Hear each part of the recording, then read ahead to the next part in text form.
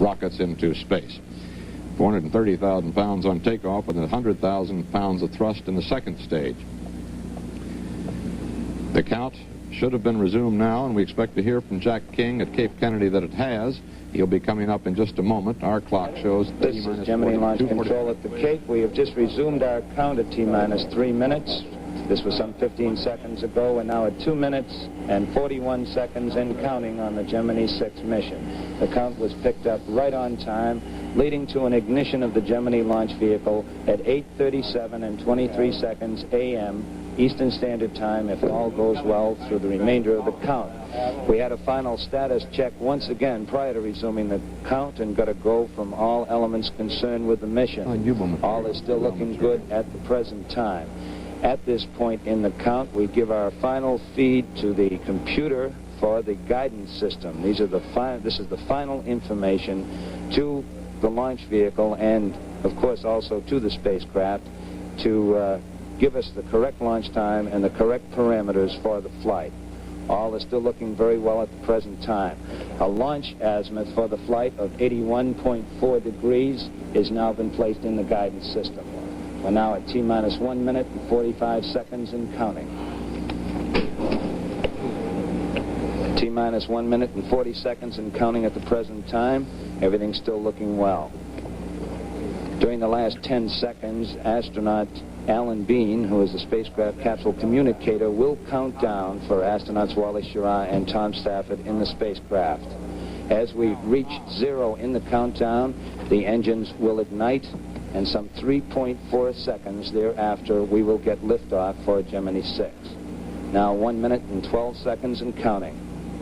During these final phases of the count, actually during the 90 seconds down, we have several highlights in which one of the key ones, of course, is the power transfer. Now 1 minute and counting on Gemini 6.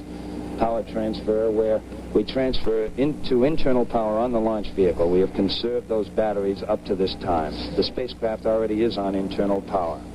Now T-minus 45 seconds and counting. T-minus 40 seconds and counting, all still looking good.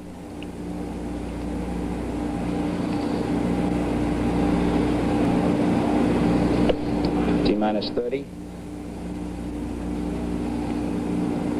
All quiet on the communications at the present time. T-minus 20. T-minus 15. T-minus 10, 9, 8, 7, 6, 5, 4, 3, 2, 1, 0.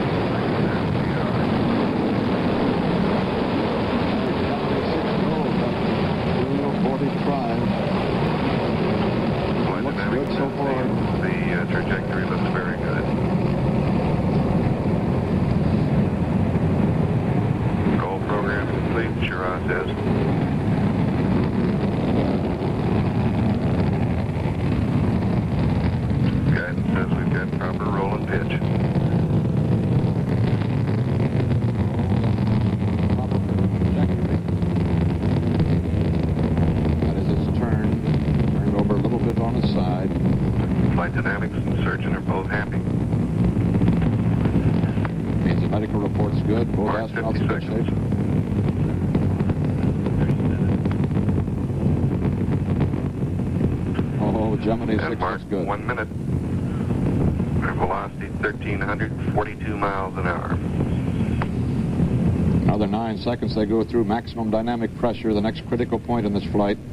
It's when they take maximum buffeting. And if there are any structural difficulties with the spacecraft and the booster, they would become apparent. They're going through max Q now. Looks good. All the consoles here. He gets happy reports from each one of them. Looks good, looks good. It's about 8.5 miles up now, and that's a beautiful picture from our VU cameras. Mark 1 plus 40.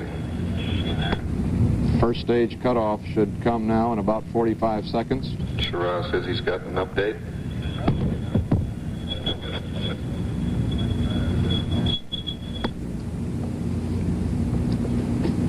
Mark 2 minutes. 2 minutes, and our velocity now 3,700 miles an hour.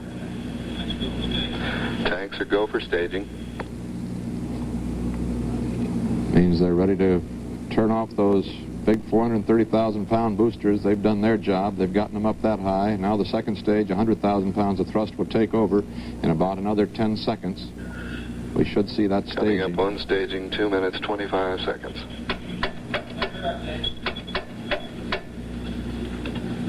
We've got staging.